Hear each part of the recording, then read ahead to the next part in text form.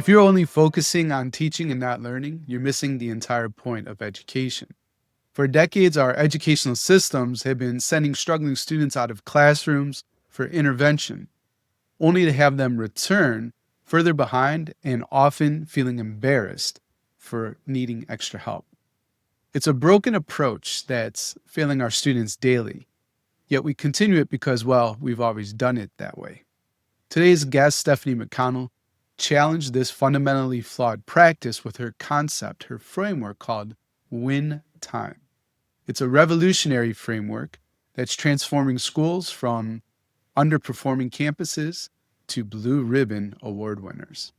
Her approach proves that when we stop accepting educational norms at face value and start questioning why we do what we do, we can create systems where every single student gets exactly what they need to succeed.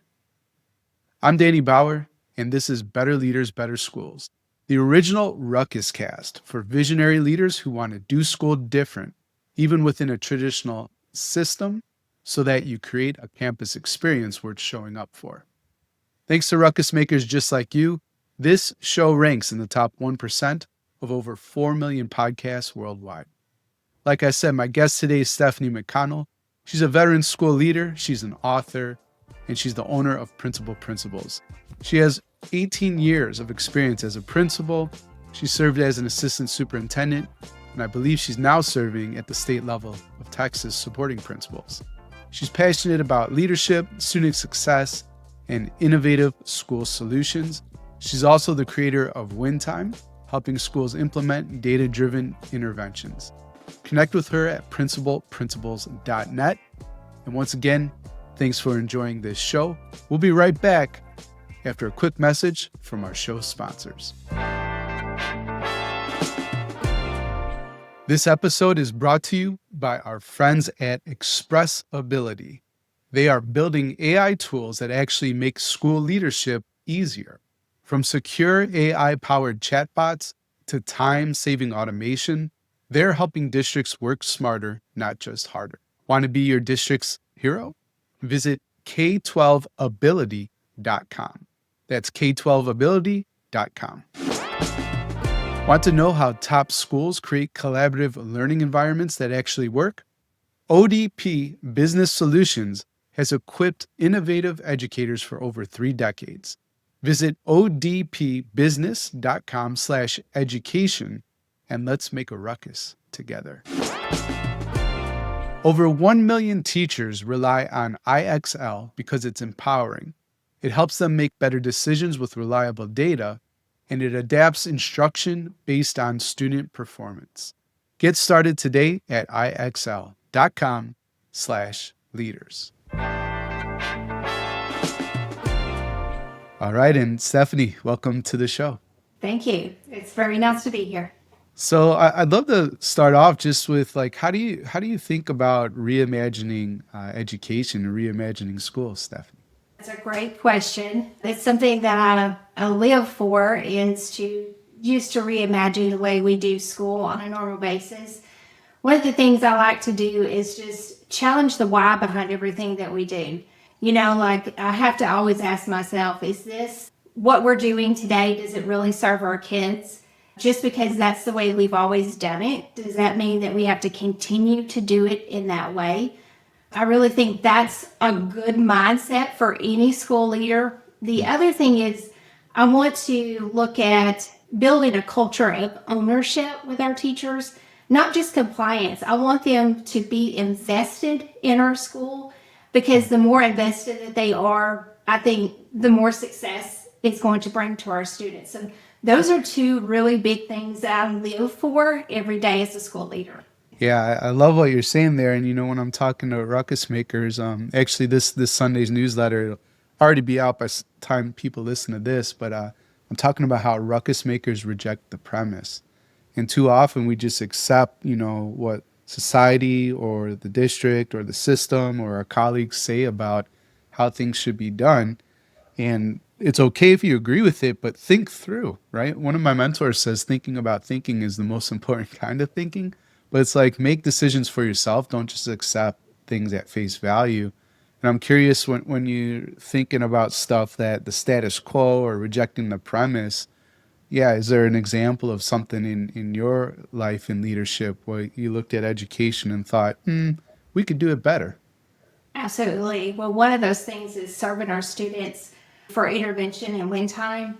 I know years ago when I started doing this in school, I noticed that the very system that I had in place was actually not doing the work that it needed to do. So I reinvented the way we did that, and it's called win time.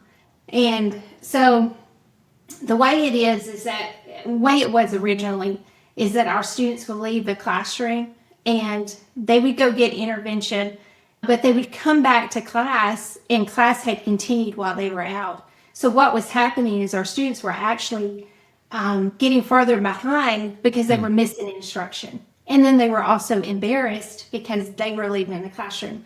So I knew I needed to fix that. And so the way I have that now is I reimagined it a way that every student had win time.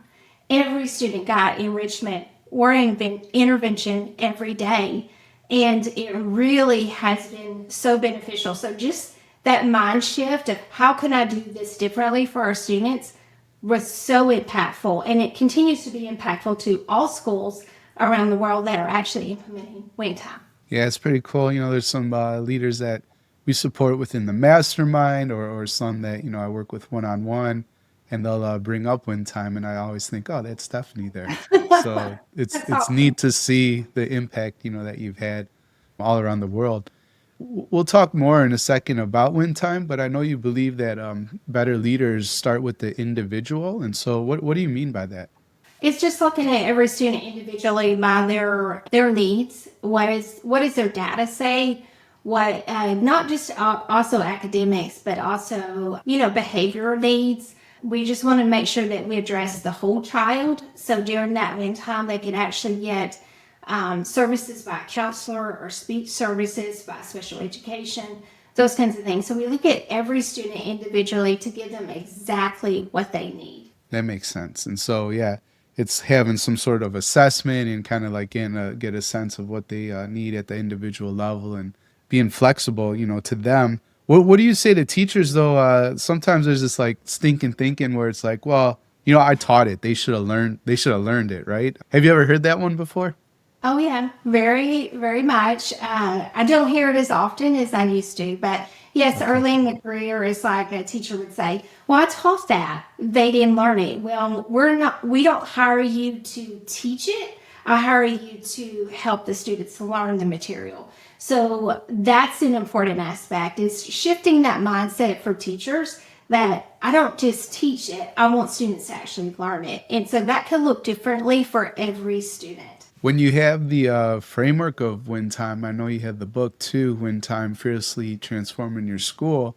Like conceptually, I get it. And I think probably the Ruckus Maker watching or listening to this, they get, okay, intervention, enrichment. We're not going to send them out. We'll keep them together. But can you, break down maybe the framework or the components of how it actually works? Yes, it can look differently in every school depending on the school size, the resources that you might have. There are Mm, some schools that are much more wealthier than other schools that have a lot more intervention services or enrichment services. So it can look differently for everyone. But the mindset behind it or the framework behind it is that there's a period of the day that's built into your master schedule that gives everybody the opportunity to leave the classroom or to stay with the teacher to get either reading or math support. That's the way it looks at an elementary school. Now, when you get to a secondary school, middle school, high school, they have more subjects that they focus on. They have courses that for career and technology or, Spanish and things like that that an elementary school may not have. So it looks a little mm, differently for them. But the got it. end goal is to raise student achievement in both reading and math or across core content areas.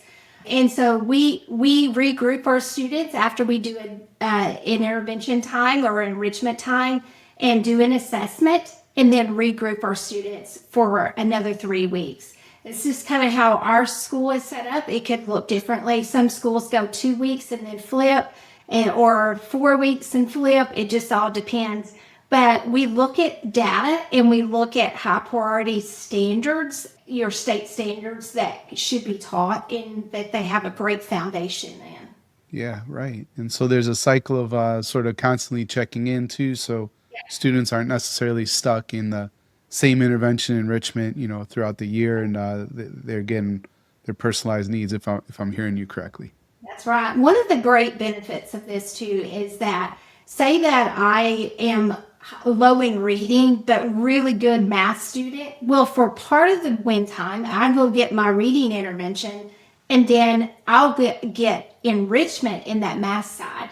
Or if I was really low in reading, say multiple years below grade level in reading, I can get double blocked in reading during win time, which is huge. And that's where we're seeing such a benefit, is that shift of thinking, like it has to only be this way for this student. It can look differently for every student. And that's what the great promise behind win time, I think. Yeah. Does the win time period, at least in the elementary, does that usually last the same amount of time as a normal class? Yeah, so it's actually about an hour. We do two 30-minute times so that I can get services in both reading and math, or enrichment in both reading and math. But it could look differently, like I said, in every school because of the amount of time in a master schedule that school can give. But for the most schools that I work with, they're given an hour, so two 30-minute times. Right. Is there a story? Maybe I know that, like I said, I've come across leaders in the mastermind one-on-one that are using win time, but with schools that you've supported, can you think of a story of transformation, or just like a positive result, right, that they saw as a result of implementing this? Well, two come to mind. Well, first, I'll say the third. The one that comes to mind, first of all, is the school that I'm actually a part of right now. Is that when I came in 2017 to this school district, it was an F-rated campus. And in 2019, it became a National Blue Ribbon awarded school. Now, I'm not saying win time is the answer or the whole reason behind that, because it's not. It's the staff, it's the culture, it's everything. Like you're building, that's just one piece of it. But I can tell you that it had an impact on it to become a National Blue Ribbon school. But I work with other schools. There's one here in Texas that has been failing all its career, like for years that this principal has been there. And then she started wing time. And this is the first year that they've ever been a A-rated campus. And A, of course, is an outstanding achievement. And then I think of another school out in California that I've worked with that became on this national, just this awarded site for being one of the best schools in California. And so that is huge, to get to be just a little piece of that system that they developed. And I absolutely love it. But I could go on and on. Those are just a few that come to mind at this moment. Thanks. And before the break, I'd love to hear, I guess there's an app as well around win time. And so, I understand like reading a book, getting the program, figuring that out, putting it into place. But what does the app do that the book doesn't do, or how does it benefit schools? So the book is just it's the story behind it all, and it's also motivational. I absolutely love telling motivational messages in the book. But the app was developed to complement win time, because since the students are moving so regularly, there needs to be a way to track them. Where are they in the building, but also how often are they moving and the progress that they're making, because you can't just move them and not have a reason behind it. You've got to make sure that systems are in place that are supporting the students, and that's what the win time does. It gives us that accountability or that measure inside that system. And something so good about this is that the app was developed and it's being relaunched. And I think the time you watch this podcast, it's already going to be back live again. And I'm excited about that and the features that it's bringing to you into schools. So if you're interested in that, make sure you look up the win time software. Okay. So is that something you could just Google as wind time software and they'll find it? Yes, All right. absolutely. Brilliant. Well, great. I'm enjoying this conversation, Stephanie. And after our break, I'd love to talk to you about starting that massive Principal Principles Facebook group. Okay. We've seen it too many times. Great school leaders burned out by busy work. It's 2025. AI should be helping, not adding more confusion. But most districts hesitate, and for good reason: data privacy concerns and practical implementation concerns. That's why we partnered with our friends over at Express Ability, who is solving both of those problems. They scrub all personally identifiable info before anything hits a large language model. And they build fast. Think AI powered apps that help your staff get answers, automate tasks, and win back time. Whether it's a chatbot answering your district's policies or automation that lifts the load on your team, this is AI that works in the real world. Want to talk about how it could work for you? Let's connect and turn your district's biggest headaches into your next success story. Visit K12ability.com today. That's K12ability.com.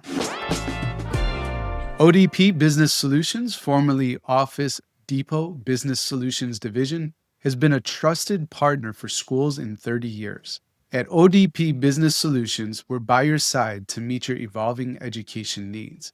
Here's the thing about creating remarkable learning spaces: you need a partner who gets it, someone who understands that transforming education isn't just about swapping whiteboards for smartboards, it's about reimagining what's possible. That's why innovative school leaders trust ODP Business Solutions. We don't just deliver supplies, we help you design dynamic learning spaces that make students actually excited to show up.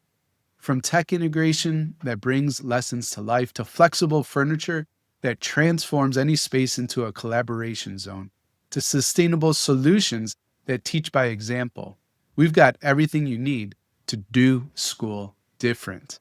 And the best part, you can get it all from a single supplier. This helps you simplify ordering and streamline budgeting while staying compliant with easy access to cooperative contracts. However you want to advance, ODP Business Solutions has 30 years of experience helping districts just like yours get ahead. Visit odpbusiness.com/education to learn more. Something that drove me nuts as a ruckus maker was hearing teachers say, "I taught it, they should have learned it." But really, some teachers just don't know how to reteach so that all kids get it. That's where IXL comes in. IXL's diagnostic automatically identifies knowledge gaps for teachers and provides them with a personalized growth plan for each individual student. Teachers can step into the classroom every day knowing exactly what their students know and what they don't know. IXL's adaptive platform makes differentiating instruction easy. As students learn, IXL adjusts to the right level of difficulty for each individual. Close knowledge gaps and accelerate learning at IXL. Get started today at ixl.com/leaders. All right, and we're back with Stephanie McConnell. She is the brains behind Wind Time, the book and the app that we talked about, and she also founded the Principal Principles Facebook group, which has, God only knows, like tens of thousands, like I don't know, maybe 75. Is that right? 75,000 or more leaders in there. Now, I'm Yeah. not sure, but yeah, there are a lot of principals and aspiring principals in this group. Mm. I absolutely love it. So tell us the origin story. Why did you start that group? So, a few years back, I was thinking, how can I get a group of people together that we just can network and grow from? And Mm. that was, I was just learning all about the social media aspect and everything. And so then I figured out you can create a group in Facebook. And it is the Principal Principals Leadership Group at the time. It's the Leadership Community now, renamed it. But it is a great platform for us to get in there to ask questions. Hey, I'm going through this problem at my school.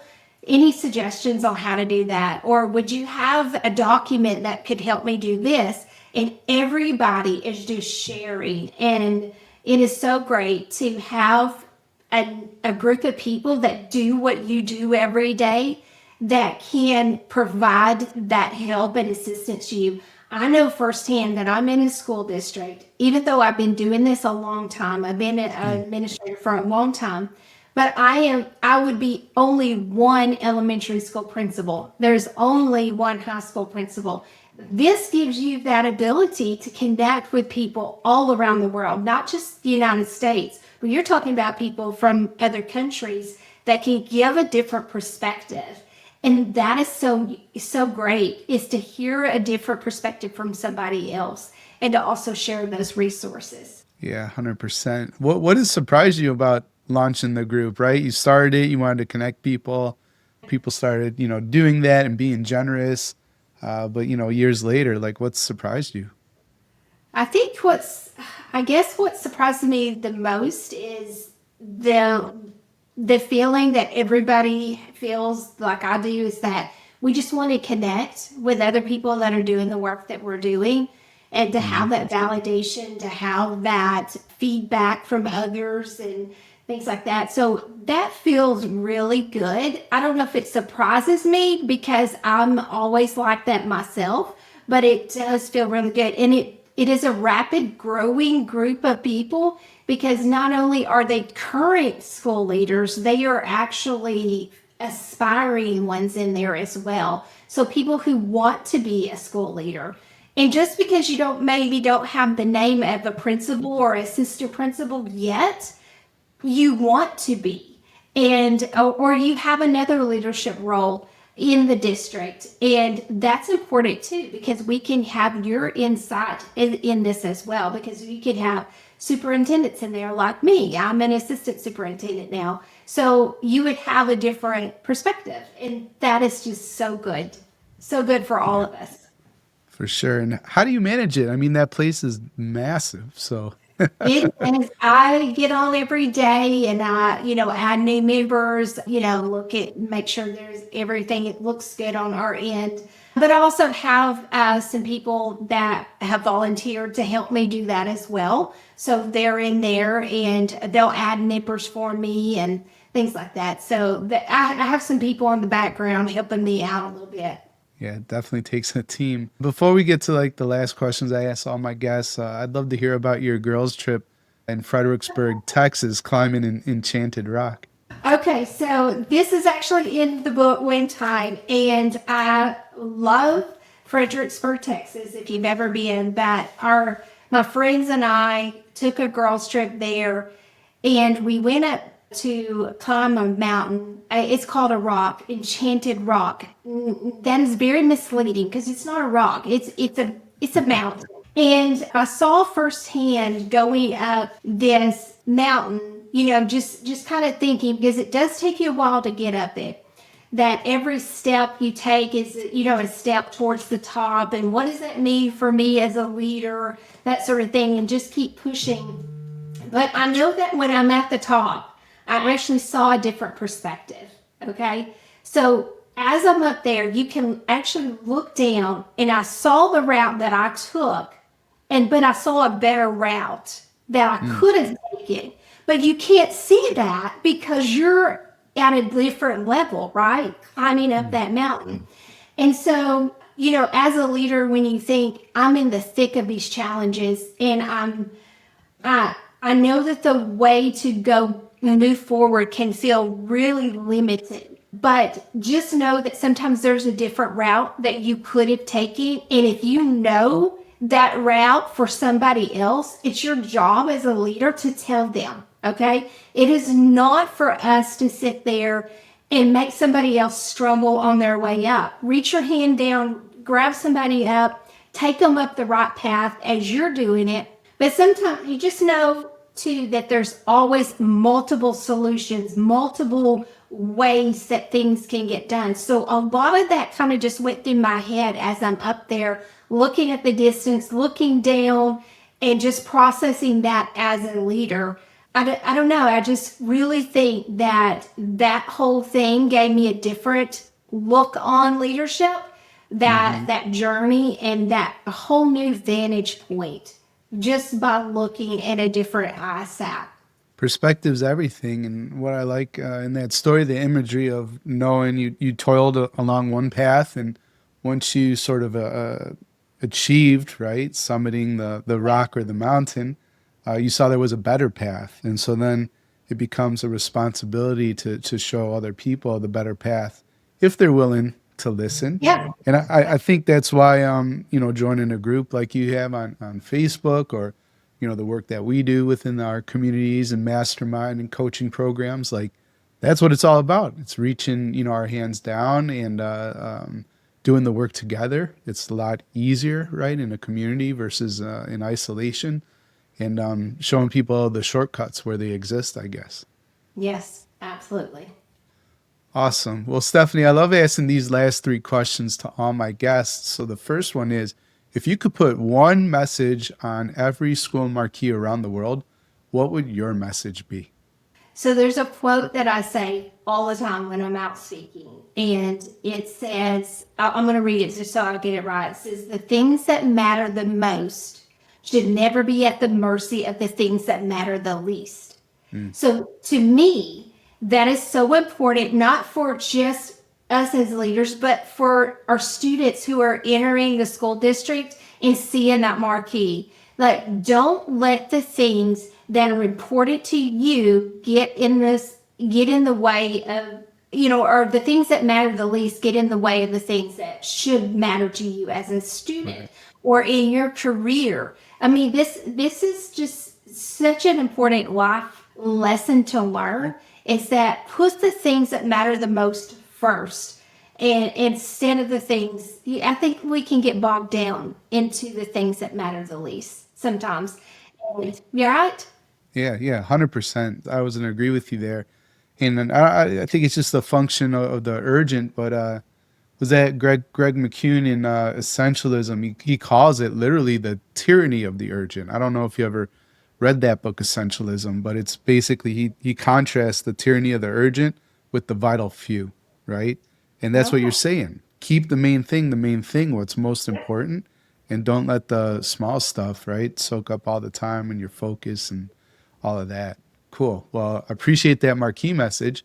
And Stephanie, if you were building your dream school and you weren't limited by any sort of resources, your only constraint was your ability to imagine, what would be the three guiding principles building your dream school?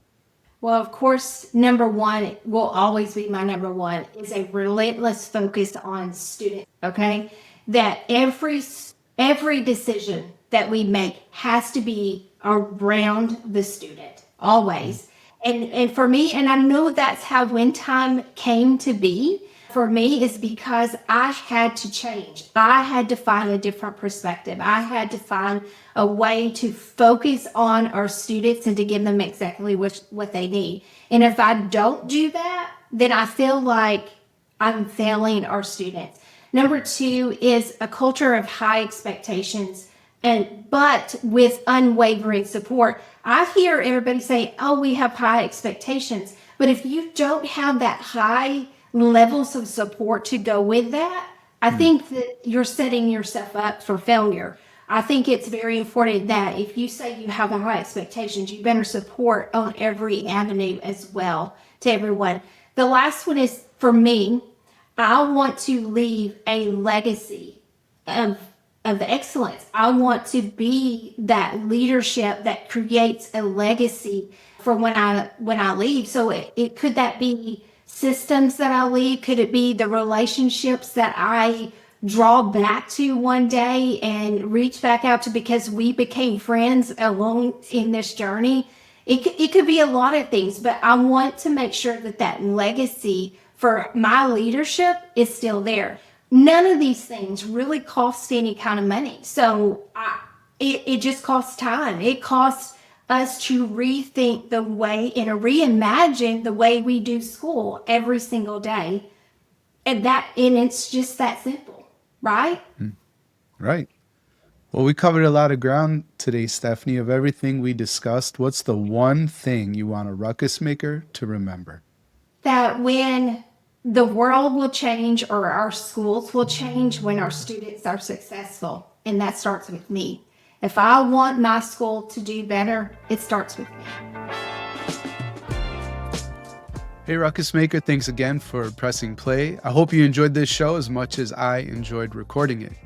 And before you go, if today's episode shifted something for you, where you want to do school different or you have a new idea about education, then I want to invite you to subscribe to ruckusmakers.news. That's our newsletter. And you get 3 new opportunities to do school different every week sent to your inbox. It's trusted by over 5,000 school leaders. And if you want to reimagine education within a traditional setting so that you could create a campus experience worth showing up for, subscribe for free at ruckusmakers.news.